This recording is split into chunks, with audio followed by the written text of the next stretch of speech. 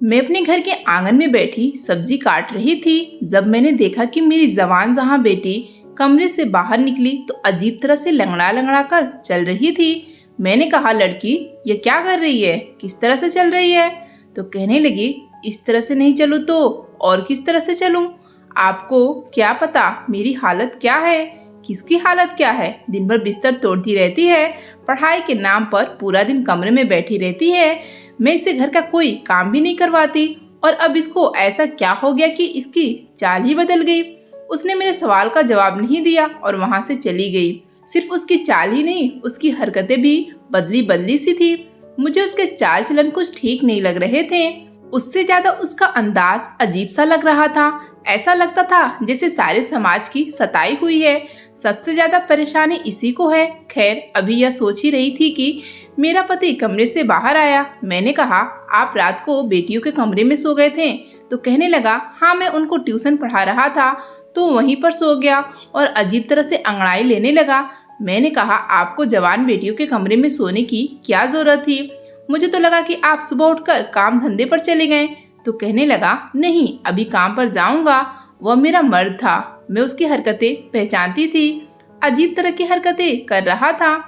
ऐसा लगता था जैसे उसने बहुत अच्छी रात गुजारी है। मेरी बेटियां आजकल कुछ अजीब सी रहती थीं। एक दिन मेरे पास आई और कहने लगी कि अम्मा, तुझे क्या बताएंगे, इस घर में क्या हो रहा है? मैंने कहा, क्या मतलब? तो कहने लगी, ये जो बापू है आकर हमारे कमरे में सो जाता है। तुझे पता है ये हमारे साथ क्या करता है? मैंने कहा, क्या करता है? तो उसने ऐसी बात बताई कि मैं अपना सर पकड़ के रह गई। उसने कहा, बापू रोज रात को हमारे साथ। मेरे पति का नाम रमेश था, मुझसे उम्र में कम था। सब कहते थे कि तुझे इतना जवान पति कहाँ से मिल गया? तो मैं कहती थी कि मेरी किस्मत अच्छी है और तुम लोग क्यों जलते हो? रमेश कहता था कि उसे अपने से बड़ी उम्र की औरतों में दिलचस्पी है, इसलिए उसने मुझसे शादी की थी और मेरी जिंदगी उसके साथ बहुत अच्छी गुजर रही थी। घर था, परिवार था, अच्छा पति था, और क्या चाहिए था? उसकी कमाई भी अच्छी थी, घर में पैसे लेकर आता था और मेरे पास भी कुछ पैसे थे जो मैंने जमा किए हुए थे। मैं लोगों के कपड़े वगैरह भी सिया करती थी। अपने हाथ में भी कुछ माल वगैरह होता था। बेटियों की पढ़ाई करवा रही थी। मेरी 3 बेटियां थीं जिनकी उम्र में एक एक साल का फर्क था, जिससे पता नहीं चलता था क्योंकि अब तीनों ही जवान हो गई थीं। मेरे पति के साथ संबंध बहुत अच्छे थे। हम लोग पूरे परिवार में मशहूर थे। सब कहते थे कि लज्जो के तो भाग खुल गए। लज्जो जैसी किस्मत सबकी नहीं होती। मेरा नाम लज्जो था। दरअसल मेरा नाम लाजवंती था, लेकिन प्यार से मुझे लज्जो कहते थे। मैं भी जवान और खूबसूरत थी। 3 जवान बेटियों की मां नहीं लगती थी। मेरी बेटियां भी मुझ पर गई थीं और बहुत ही ज्यादा सुंदर थीं। उनको देखकर मुझे बड़ी खुशी होती थी, इसलिए मैं चाहती थी वो जिंदगी में कुछ बन जाएं। उनकी पढ़ाई करवा रही थी ताकि वह बड़ी अफसर बन जाएं। रमेश बहुत पढ़ा लिखा था। वह मेरी बेटियों को खुद ही ट्यूशन वगैरह पढ़ाया करता था। पर आजकल जो इस घर में हालात चल पड़े थे वो कुछ ज्यादा ही अजीब थे। एक रात को राजू अचानक से उठा और कहने लगा, मैं चलता हूँ। मैंने कहा, कहाँ? तो कहने लगा, बेटियों को पढ़ाई करवाने। मैंने कहा, इस टाइम? तो उसने कहा, अरे तुझे नहीं पता, उन लोगों के टेस्ट चल रहे हैं। अब पढ़ाई में क्या दिन और क्या रात, रातों को बैठकर पढ़ाना पड़ता है, तब कहीं जाकर अच्छे नंबर आते हैं। तुझे नहीं पता, आजकल बड़ा कंपटीशन हो गया है। मैंने कहा, अच्छा, फिर जल्दी आ जाना। तो कहने लगा, क्यों, मेरे बिना दिल न लगेगा तेरा? मैंने कहा, तेरे बिना मेरा दिल लगता है? तू ही तो मेरा सुहाग है, सब कुछ है तू मेरा। और आज देख मौसम कितना अच्छा था और तू चल दिया उन्हें पढ़ाने के लिए। उसने कहा, उनकी पढ़ाई ज़्यादा ज़रूरी है। मेरी जान, तू फिक्र नहीं कर, हमारे पास तो सारी ज़िंदगी पड़ी है। कभी कभी मुझे बड़ी खुशी भी होती थी कि उसे बेटियों की बहुत फिक्र थी, वरना उसे क्या था, वो अपने सारे काम तो कर रहा था, पैसे कमा के ले आता था, मुझे भी खुश रखा हुआ था। अगर यह अब न भी करता तो कोई फर्क नहीं पड़ता, लेकिन मुझे अच्छा लगता था कि उसे हम सब की इतनी फिक्र है। एक दिन मैं बाजार में जा रही थी जब मुझे मेरी एक सहेली मिली। उसने कहा, क्या हाल है तेरा, और तेरा पति कैसा है? मैंने कहा, ठीक है, बिल्कुल बड़ी अच्छी जिंदगी गुजर रही है उसके साथ खुश हूँ। यह बात सुनकर मेरी सहेली हैरान हुई और कहने लगी कि अच्छा, तेरी जिंदगी अच्छी गुजर रही है, पर मैंने तो कहा था कि तेरी उसके साथ जिंदगी कभी अच्छी नहीं गुजरेगी। मैंने कहा कि हाँ मुझे याद है, तू तो मेरी शादी वाले दिन मुझे मंडप से उठाने के लिए आ गई थी। तूने रमेश को किसी लड़की के साथ पकड़ लिया था ना। लेकिन यह देख, ये जो मर्द होते हैं ना, इनका शादी से पहले 100 जगह चक्कर होता है, लेकिन वो लड़की इनके लिए सबसे ज्यादा आगे होती है जिसे यह शादी करते हैं। रमेश खूबसूरत है, जवान है, उसके पीछे हजारों मरते होंगे, पर शादी तो उसने मुझसे की है। देख, ये जो मर्द होते हैं ना, ये ऐसे ही होते हैं। अब आप कहीं से ऐसा मर्द ढूंढ कर नहीं ला सकते जो बहुत ही अच्छा हो और उसने कभी किसी लड़की को नजर भर के भी न देखा हो। ऐसा मर्द ढूंढने निकलेंगे ना तो कोई भी नहीं मिलेगा। थोड़ा बहुत तो सोचना पड़ता है। वह क्या कहते हैं इंग्लिश में, एडजस्ट करना पड़ता है। वह कहने लगी, हाँ मुझे पता है तू बड़ी अच्छी तरह एडजस्ट कर लेगी, लेकिन यह नहीं पता था कि इतने सालों तक कर लेगी। चल अच्छी बात है, कोई अपने घर में खुश रहे तो हमें क्या। पर तेरा पति आंखों का बड़ा कच्चा है, उसकी आंखें बड़ी मटकी हैं। मैंने कहा, अब नहीं, ऐसा होता नहीं, अब तो मैं ही मैं हूँ। सिर्फ अपनी उंगली पर लपेट लिया है मैंने उसको। हम दोनों सहेलियों ने हंसना शुरू कर दिया। वह भी हंसने लगी। उसने कहा, यह तो फिर बहुत अच्छा हुआ, अगर तूने ऐसा कर लिया है तो और क्या चाहिए। चलो ठीक है, मैं चलती हूँ, घर बदल रही हूँ इसलिए बहुत बिजी हूँ। मैंने कहा, जब घर बना लेना तो मुझे बताना, मैं तेरे घर तुझसे मिलने आऊंगी, साथ तेरा घर भी देख लूंगी। उसने कहा, तू आ जाना, लेकिन अपने पति को लेकर ना आना। मैंने कहा, यह क्या बात कर दी, पति को लेकर क्यों ना आऊं। तो उसने कहा, मुझे गलत ना समझना, पर मेरी जवान बेटी है। मैंने कहा, कैसी बातें कर रही है तू। इस बात पर वह फिर से हंसने लगी और कहने लगी कि उस पर तुझे भरोसा है, मुझे नहीं। मुझे पता था कि वह मजाक कर रही है, इसलिए मैंने उसकी बात का बुरा नहीं माना।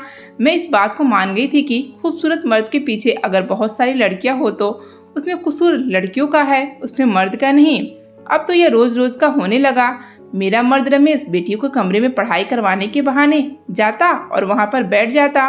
मैं उसका इंतजार करती रहती, जबकि वह कहकर जाता था कि मैं जल्दी आ जाऊंगा। लेकिन मैं भी पूरी दिन के काम करके थकी होती थी तो सो जाती थी। सुबह वह बेटियों के कमरे से बाहर निकलता था। मैं पूछती, रात पर क्या करते रहते हो। तो कहता, पढ़ाते पढ़ाते ही नींद आ गई थी, पता ही नहीं चला कब सुबह हो गई। मैंने कहा, ऐसी भी कौन सी नींद। तो कहता, तुम्हें तो पता है मैं जवान आदमी हूँ, मुझे तो ऐसे ही नींद आती। मैंने कहा, क्या और मैं बूढ़ी हो गई हूँ। तो कहने लगा, नहीं नहीं, तुम तो मुझसे भी ज्यादा जवान हो। मेरा मर्द बातें बहुत अच्छी अच्छी करता था, यही वजह थी कि मैं उसके सामने कुछ बोल नहीं पाती थी। मैंने अपनी बेटी रमा को लंगड़ा लंगड़ा के चलते देखा था। यह कोई आम बात नहीं थी। आखिर क्या मसला था। जब मैंने उसे पूछा तो उसने मुझे कहने लगी, कोई बात नहीं है। कहने लगी, मैं बिल्कुल ठीक हूँ और ठीक तरह से चलने की कोशिश करने लगी। मैंने कहा, अभी मैंने तुझे देखा, तू इस तरह से चल रही थी, अब तू कह रही है कि मैं ठीक हूँ, क्या मसला है तुझे। तो कहने लगी, कोई मसला नहीं है। मुझसे नजर नहीं मिला रही थी, शायद कोई बात थी जो वह मुझसे छुपा रही थी। एक दिन मेरी तीनों बेटियां मेरे पास आकर बैठ गईं और कहने लगी, अम्मा, हमने कभी ख्याल नहीं किया, लेकिन आप हमारे लिए बहुत कुर्बानी दी हैं, हमें आपसे बहुत लगाव है, आप हमें बहुत अच्छी लगती हैं। मैंने उनको प्यार किया और कहा, क्या हो गया है, आज ओ तो नहीं, वो क्या कहते हैं, माँ का दिन, तुम लोग आज सारी मेरे पास आकर बैठ गई हो। तो कहने लगी कि नहीं, बस हमें एहसास हो गया कि आप बहुत अच्छी इंसान हैं, आपने हमेशा अपने बारे में नहीं बल्कि हमारे बारे में सोचा। मैंने कहा, कोई बड़ी बात नहीं है, माँ तो ऐसे ही होती हैं और मुझे तो हमेशा से ही माँ बनने का शौक था। तुम लोगों को आज क्या हो गया। थोड़ी देर बाद मैं देखकर हैरान रह गई कि वो तीनों ही रोने लगी। लेकिन जैसे ही रमेश वहाँ पर आया और उसने उन तीनों को देखा तो वो फौरन अपने आंसू साफ करने लगी। मैंने कहा, देख तो तुम्हारी बेटियां आज कैसे रो रही हैं, पता नहीं इनको क्या हो गया है, लगता है इन सब ने कोई इमोशनल फिल्म देख ली है। तो वह हंस पड़ा और उसने कहा कि फिल्म तो नहीं देखी, लेकिन लगता है इनके दिमाग खराब हो गए हैं। उसने यह बात ठीक से नहीं बोली और उन्हें डांट भी दी। मैंने कहा, तुम क्यों गुस्सा कर रहे हो। तो कहने लगा, इसलिए कि आज रमा का जन्मदिन है और यह घर में इस तरह का माहौल बनाकर बैठ गई है। रमा हैरान रह गई, आज तो सच में उसका जन्मदिन था और वो अपना जन्मदिन बहुत खुशी से मनाया करती थी, लेकिन इस बार भूल कैसे गई और मैं भी भूल गई। उसने कहा, लेकिन मैं नहीं भूला था। उसने केक हमारी तरफ बढ़ा दिया, कहने लगा, चलो केक काटते हैं। जब वो सबका इतना ख्याल रखता था तो मुझे बहुत अच्छा लगता था। मैंने सोचा कि आज हम एक दूसरे के साथ बहुत अच्छा वक्त गुजारेंगे, पर मैं तो इंतजार ही करती रह गई और वह बेटियों के कमरे में चला गया। मैंने कहा कि पता नहीं यह टेस्ट कब खत्म होंगे, मेरे पति को मुझसे दूर किया हुआ है। तो कहने लगा कि टेस्ट खत्म हो गए हैं तो आगे पढ़ाई बहुत मुश्किल है, क्योंकि अब फाइनल एग्जाम होने वाले हैं, इसलिए थोड़ी बहुत कुर्बानी तो देनी पड़ेगी। मैंने बातों बातों में यह बात अपनी सहेली को बताई। उसका घर बन गया था, मैं उसका घर देखने गई थी। उसने कहा कि तुझे ऐसे नहीं लगता कि वह तुझसे ज्यादा तेरी बेटियों से प्यार करता है? मैंने कहा कि और तुझको क्या लगता, यह तो सब जानते हैं कि मर्द को तो अपने बच्चों से ही ज्यादा प्यार होता है, इसमें ऐसी कौन सी बात है? तो कहने लगी कि नहीं, यह सब कुछ थोड़ा सा अजीब है, कुछ तो ऐसा है जो तू भी देख रही पर आंखें बंद करके बैठी है। तेरा बेटियों वाला घर है, तुझे अपनी आंखें हर तरह से खोल कर रखनी चाहिए। शायद जो वह मुझे समझाना चाह रही थी मैं न समझ सकी। मुझे लगा कि वह यह कह रही कि अपनी बेटियों पर नजर रखा कर। इसके बाद जो हुआ वो बहुत अजीब था। एक दिन रमा की तबीयत अचानक से खराब हो गई। मैंने कहा कि क्या हो गया? तो कहने लगी, लगता है मैंने कुछ उल्टा सीधा खा लिया, मेरे पेट में बहुत दर्द हो रहा है और मुझे उल्टी भी आ रही है। मैंने कहा कि चल तुझे डॉक्टर के पास ले जाती हूँ। तो कहने लगी कि नहीं, नींबू पानी पी लूंगी तो ठीक हो जाऊंगी, डॉक्टर के पास जाने का दिल नहीं कर रहा। मैंने कहा कि मरीज का दिल कहाँ करता है डॉक्टर के पास जाने का, लेकिन तबीयत ज्यादा खराब हो गई तो क्या होगा? रमेश भी वहाँ पर आया तो मैंने उसे परेशान होकर कहा कि इसकी तबीयत बड़ी खराब है और डॉक्टर के पास भी नहीं जा रही। उसने कहा कि इतनी भी खराब नहीं, पढ़ाई की टेंशन की वजह से ऐसा हुआ है, ठीक हो जाएगी, तू परेशान नहीं हो। रमेश आज से पहले तो वह मेरी बेटियों की बहुत फिक्र करता था, पर आज इस तरह से कहने लगा कि जैसे उसको कोई फिक्र नहीं है। उसने कहा छोड़ दो, थोड़ी देर में ठीक हो जाएगी। मैंने कहा कि यह क्या बात हुई? तो कहने लगा कि जवान लड़की है, जवान बंदा जल्दी ठीक हो जाता है, तो चल मेरे लिए खाना लगा दे, मुझे बहुत भूख लगी है। रमेश मेरी बेटियों का इतना ख्याल रखता था, लेकिन उसकी यह हरकत ने मुझे हिला कर रख दिया। आज उसने रमा की फिक्र क्यों नहीं की? रमा की तबीयत वाकई थोड़ी देर बाद ठीक तो हो गई, लेकिन मैं जब उसके लिए चाय बनाकर कमरे में जाने लगी तो अंदर बैठी अपनी बेटियों की बातें सुनकर मैं दरवाजे पर ही रुक गई। वो कह रही थी कि भगवान करे ये कुत्ते की मौत मरे, इसको सुकून न आए, ऐसा बुरा आदमी हमने अपनी जिंदगी में नहीं देखा और हमारी माँ का भी दिमाग खराब कर रखा है। यह बातें सुनकर मैं हैरान रह गई कि ये किसके बारे में बात कर रही थी। मेरी छोटी बेटी ने कहा, उसको छोड़, अपने बारे में सोच। रमा, क्या होगा अगर माँ को यह बात पता चल गई तो? वो तो जीते जी मर जाएगी। रमा कहने लगी कि दिल करता है कि मैं खुदकुशी कर लूं। अब मैंने सोच लिया कि मैं सीधे अंदर चली जाऊंगी और इन सब से पूछूंगी कि ये क्या बातें कर रही हो। लेकिन इससे पहले मुझे रमेश ने बुला लिया। मैंने कहा कि वो हमारी बेटियां कुछ अजीब सी बातें कर रही हैं, पता नहीं किसको कोस रही हैं। मुझे लगता है ये रमा हमसे कुछ छुपा रही है।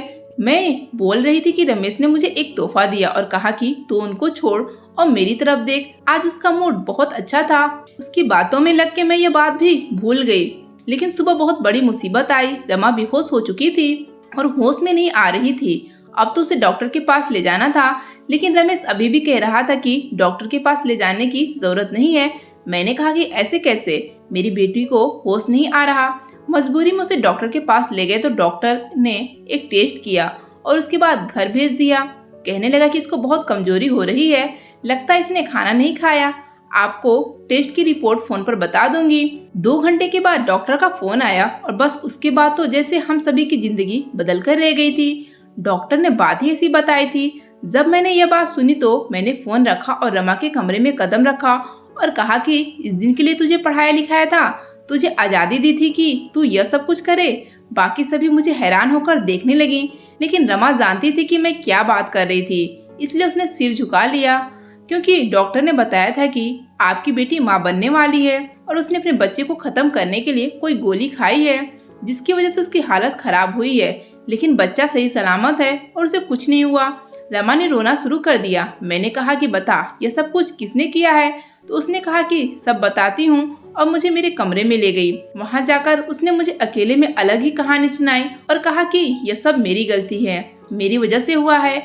मैंने कहा कि ऐसे कैसे, किसी और का कसूर नहीं है, बता कौन है वो लड़का, उसी के साथ तेरी शादी करवाऊंगी। तो कहने लगी वो कभी शादी नहीं करेगा और वह इस देश में नहीं है, बस आप इस बात को खत्म कर दीजिए। मैंने कहा अब यह बात इस तरह से खत्म नहीं होगी, पर वह कहने लगी कि बस मेरी गलती है, मुझे जो सजा दोगे मुझे कोई मसला नहीं है, चाहे तो मेरी पढ़ाई खत्म करवा दो, मुझे घर बिठा दो, किसी बूढ़े के साथ मेरी शादी कर दो। मैं वैसे तो उसे कोस रही थी और बहुत परेशान थी, लेकिन उसकी बातें सुनकर मुझे ऐसे लगने लगा कि जैसे वह मुझसे भी ज्यादा परेशान है। मेरी बेटी बुरी तरह से रोने लगी और फिर से बेहोश हो गई। मेरा गुस्सा खत्म हो गया और अब मुझे उसकी फिक्र होने लगी। अब उसे फिर होश नहीं आ रहा था। हम उसे डॉक्टर के पास ले गए। डॉक्टर ने कहा कि जो दवाई उसने खाई थी शायद उसका असर अब जाकर हुआ है। उसके बाद उसकी हालत बहुत बुरी हुई थी, लेकिन उसके पेट में पलने वाला बच्चा इस दुनिया में नहीं रहा। पता नहीं यह बात अच्छी थी या बुरी। मैं उसे बात कर बार बार पूछ रही थी कि ये किसका पाप है, लेकिन वह नहीं बता रही थी। उसने अपनी जुबान पर ताला लगाकर रखा था और मुझे उसकी आंखें बता रही थी कि कोई बहुत बड़ी वजह है। रमा मेरी अच्छी बेटी थी, पढ़ाई में भी बहुत अच्छी थी। उसका ऐसी बातों में कोई ध्यान नहीं था। यह सबसे बड़ी थी, खूबसूरत थी, समझदार थी। फिर अचानक से वो यह सब कैसे कर सकती थी? मैं बहुत परेशान थी। जब रात हुई तो मैंने देखा कि मेरा पति मेरे कमरे में आया और आते ही मुझ पर हाथ उठाना शुरू कर दिया। मुझे बुरी तरह से मारने लगा। मैं चिल्लाने लगी, लेकिन मुझे कोई बचाने नहीं आ रहा था। वह मुझे कह रहा था मैं तुझे नहीं छोड़ूंगा। मैं हैरान थी कि आखिर मेरी गलती क्या है, मैंने किया क्या है, लेकिन वह नहीं रुक रहा था। उसने मेरी हालत खराब कर दी और मैं अचानक से चीख मारकर उठी। तब मैंने देखा कि रमेश सो रहा था और यह एक सपना था। वह भी जाग गया। उसने कहा क्या हो गया? मैंने कहा मैंने बुरा सपना देखा है। उसने कहा तुझे अब तक इस तरह के सपने आते हैं? तू ये सब बातें भूल क्यों नहीं जाती? मैंने बताया कि जब मैं परेशान होती हूँ तो मुझे ऐसे सपने आते हैं। तू भी क्या सोचता होगा ना, हमारे घर भी कैसी मुसीबत है। रमा ने इतना बड़ा कदम कैसे उठा लिया? उसने कहा मैं कुछ नहीं सोचता हूँ, आजकल यह सब कुछ बहुत हो रहा। बस तू भगवान का शुक्र अदा कर। बात यहीं पर खत्म हो गई। उसकी हालत भी अब पहले से ठीक है और वह मामला भी खत्म हो गया। नहीं तो हम किसी को मुंह दिखाने के काबिल नहीं रहते। मैंने कहा कि अब कौन सा मुंह दिखाने के काबिल रहे हैं, पता चल जाता कि आखिर यह सब कुछ किया किसने है। उसने कहा पता चल जाता तो क्या हो जाता, कोई भी अपनी गलती की जिम्मेदारी लेने को तैयार नहीं होता। लेकिन तू शुक्र कर, जो होना था हो गया। अपनी बाकी बेटियों को संभाल कर रखना होगा।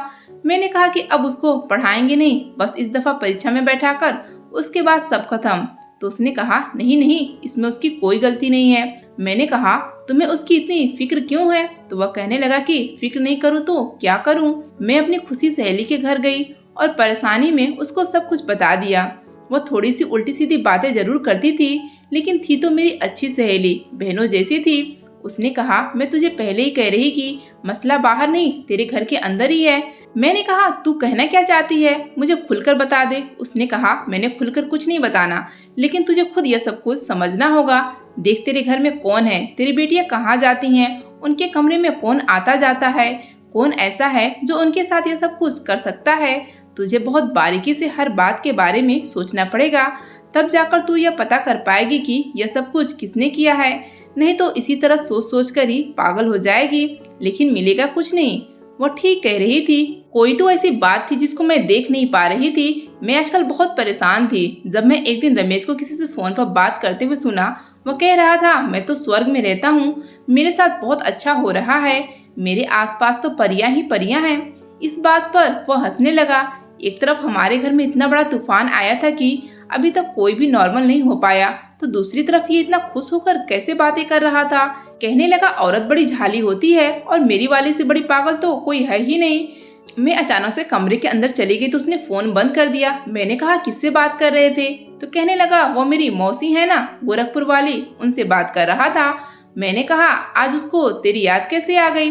तो कहने लगा बस आ गई होगी याद। साफ पता चल रहा था कि वो झूठ बोल रहा है और कोई बहुत बड़ा झूठ बोल रहा था। उसके दिमाग में इतना कुछ चल रहा था कि उसको यह पता ही नहीं चला कि वो अपने रिश्तेदार के बारे में बता रहा है।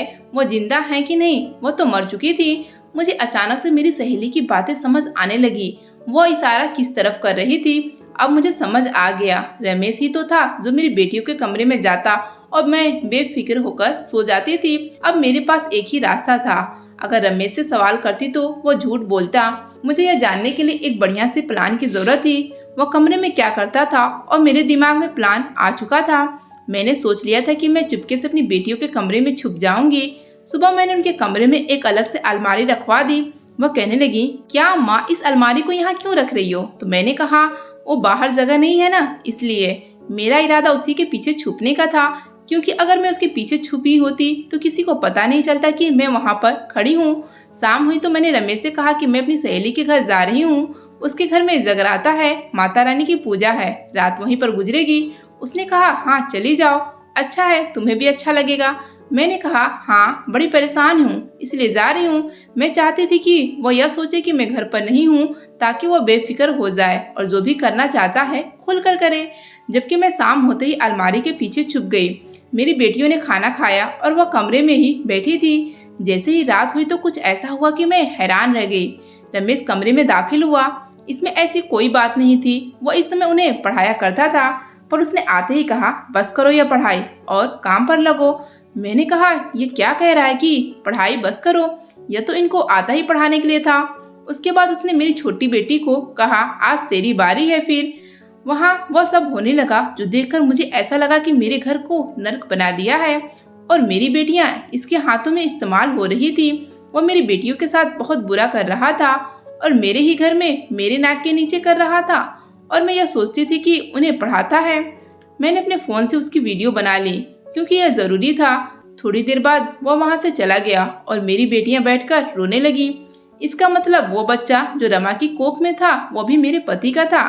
आज मुझे वो दिन याद आ गया जब मैंने रमेश से शादी करने का निर्णय लिया था और सबने मुझे रोका था, मना किया था कि ऐसा न कर। मेरा पहला पति इस दुनिया से चला गया। वह बहुत निर्दयी इंसान था, रोज मुझ पर हाथ उठाता था, बिना वजह ही मुझे मारने लगता था, कहता था तू लड़कियां पैदा करती जा रही है और मुझे बेटा चाहिए। उसने मुझे एक दिन भी खुश नहीं रखा और मेरा जीवन बर्बाद कर दिया।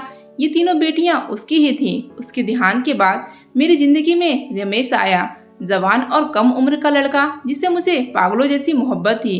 पर आज समझ आया कि उसको मुझसे कोई मोहब्बत नहीं थी, वह तो किसी और काम से आया था। उसने तो एक तीर से चार शिकार करने थे, एक मैं और मेरी तीन जवान बेटियां। मैं फूट फूट कर रोने लगी। मुझे सब लोगों ने रोका था। सबने कहा था लाजो तू पागल हो गई है, स्वार्थी बन गई है, सिर्फ अपने बारे में सोच रही है, अपनी बेटियों के बारे में नहीं सोच रही। मैंने कहा लेकिन क्यों न सोचूं अपने बारे में। मेरे पहले पति ने मुझे बहुत तंग किया, मुझे इंसान नहीं समझा। क्या मेरे सीने में दिल नहीं कि मेरी इच्छा ही नहीं? अगर मैं उसे शादी करना चाहती हूँ तो तुम सबको क्या है? और शादी के बाद रमेश ने हमेशा मेरी बेटियों को अपनी बेटी समझा था, लेकिन यह सब कुछ एक नाटक था। वैसे तो उनका बहुत ख्याल रखता था, मैं तो भूल ही गई थी उनका बाप नहीं है। इतना ख्याल तो उनके अपने बाप ने ही न रखा था। लेकिन उसने ये साबित कर दिया कि सौतेला बाप कभी अपने बाप की जगह नहीं ले सकता। मेरा कसूर यही था कि मैंने उस पर बहुत ज्यादा भरोसा किया था। मुझे ऐसा नहीं करना चाहिए था। इसलिए कहते हैं सब कुछ कभी एक जैसा नहीं रहता। मुझे सोचना चाहिए था, गलती मेरी थी। वह वहाँ से चला गया और मैं अपनी बेटियों के सामने आ गई। मुझे देखकर वह हैरान रह गई और उनको पता चल गया कि मैं सब कुछ जानती हूँ। मैंने कहा कि तुम सबने मुझे बताया क्यों नहीं?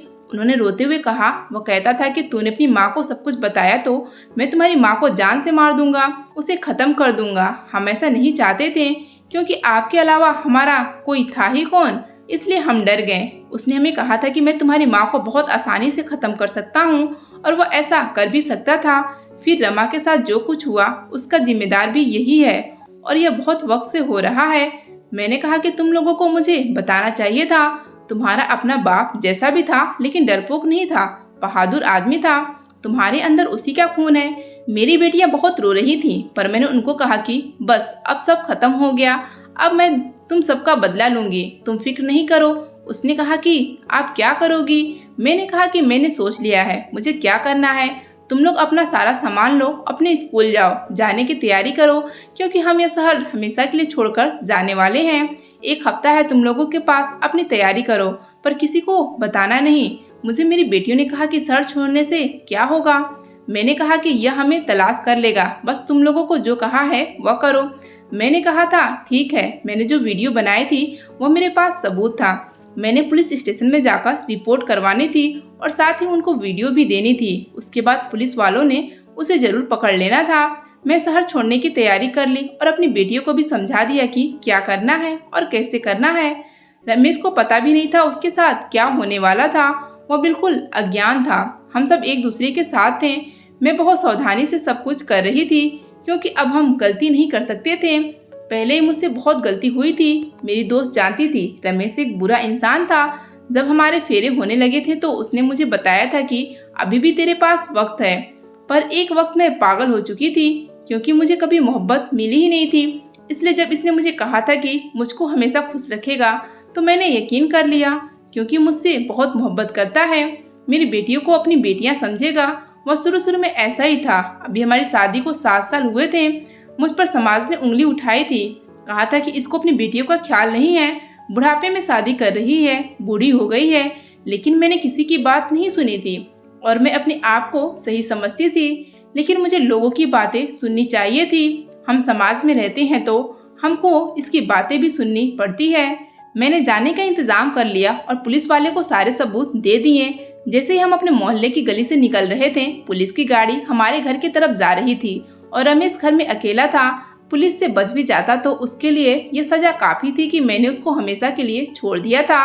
मुझे पहले ही रात को नींद नहीं आती थी, अब तो बिल्कुल नहीं आती। ऐसा लगता है कि मेरी बेटियों के साथ जो कुछ हुआ वह रमेश ने नहीं, मैंने किया है। हम दूसरे शहर में आ गए हैं, मेरी बेटियों की पढ़ाई पूरी हो गई है, नौकरी करती हैं और मैं भी अपना घर चलाती हूँ। लेकिन फिर भी मुझे ऐसा लगता है कि ये सब कुछ मेरी बेवकूफ़ी की वजह से हुआ है।